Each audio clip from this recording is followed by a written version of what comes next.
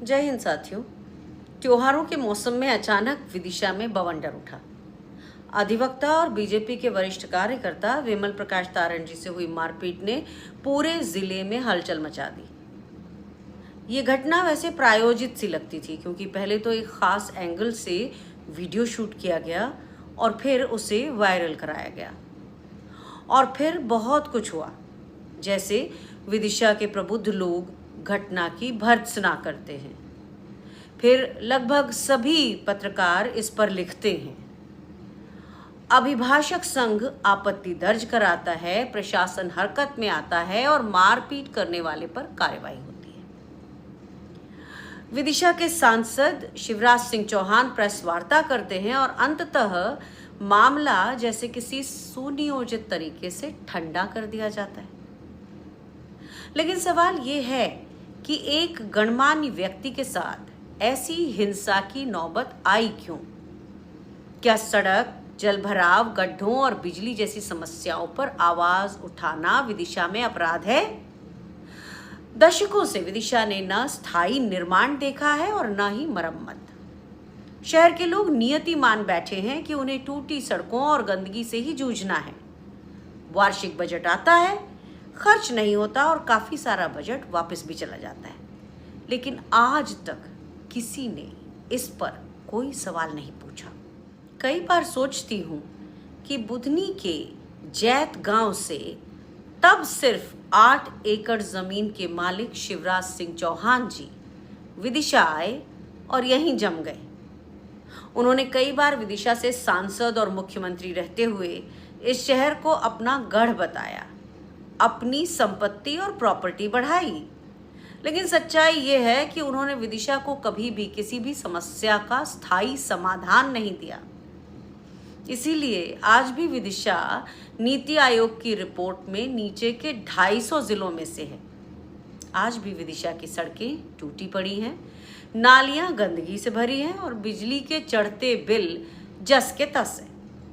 इतने लंबे कार्यकाल के बाद भी अगर बुनियादी जरूरतें ठीक नहीं की, तो शिवराज सिंह चौहान जी की सत्ता किसके लिए थी? जनता के लिए तो बिल्कुल भी नहीं। और आखिर विमल प्रकाश तारण जी ने ऐसी क्या गलती की थी?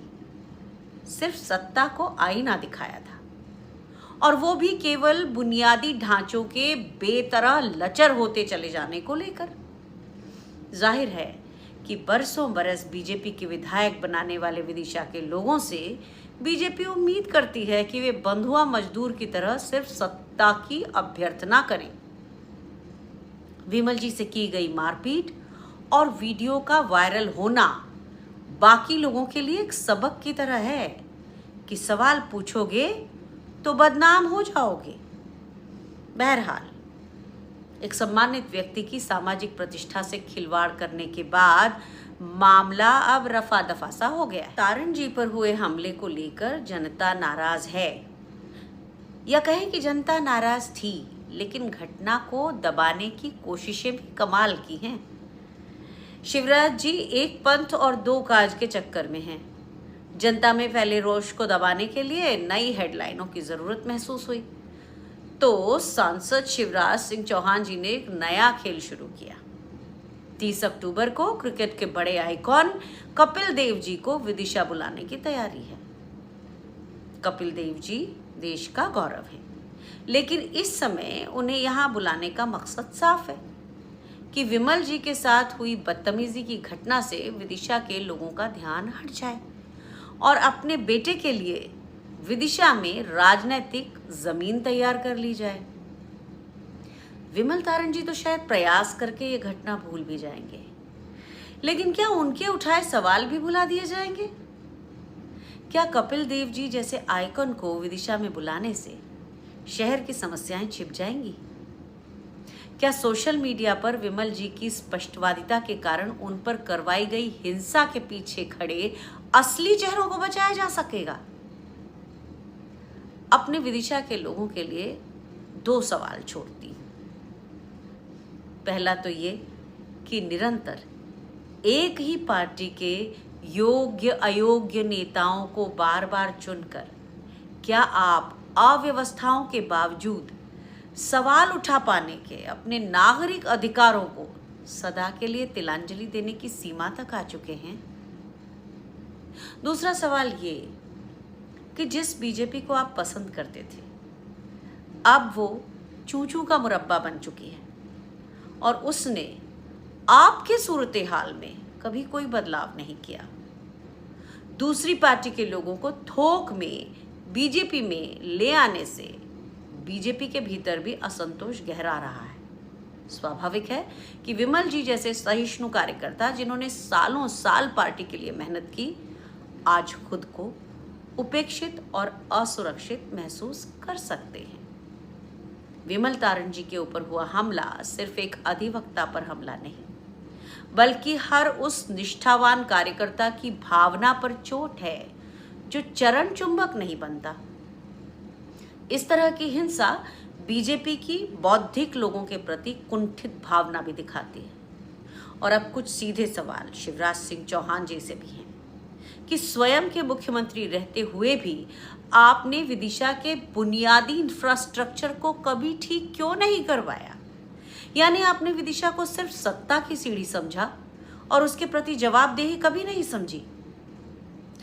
विमल जी पर हिंसा करवाने वाले व्यक्ति को किसका संरक्षण मिला है शिवराज जी? उन असली साजिशकर्ताओं पर कब कार्रवाई होगी? विदिशा की सड़कों, नालियों और बिजली जैसी बुनियादी समस्याएं कब हल होंगी? और आखिर कब तक विदिशा को सिर्फ हेडलाइन बदलने वाली राजनीति का शिकार बनाते रहेंगे? विदिशा के लोग अब कोई तमाशा नहीं चाहते। उन्हें न्याय, सुरक्षा और सम्मान चाहिए। कपिल देव जी जैसे महान खिलाड़ी प्रेरणा दे सकते हैं, लेकिन उनकी मौजूदगी से न तो आपके संसदीय क्षेत्र में व्याप्त गुंडागर्दी छिपेगी, न भ्रष्टाचार, और न ही विमल तारण जी जैसे सामाजिक रूप से प्रतिष्ठित व्यक्ति के साथ हुई हिंसा भुलाई जाएगी। और हाँ, विदिशा के लोग आपके परिवारवाद और वंशवाद को पनपने नहीं देंगे, क्योंकि विदिशा अब एक ईमानदार नेतृत्व चाहता है जो अभ्यर्थनावादी नहीं, अभय मुद्रा वाला होगा, चापलूस नहीं, साहसी होगा। जय हिंद।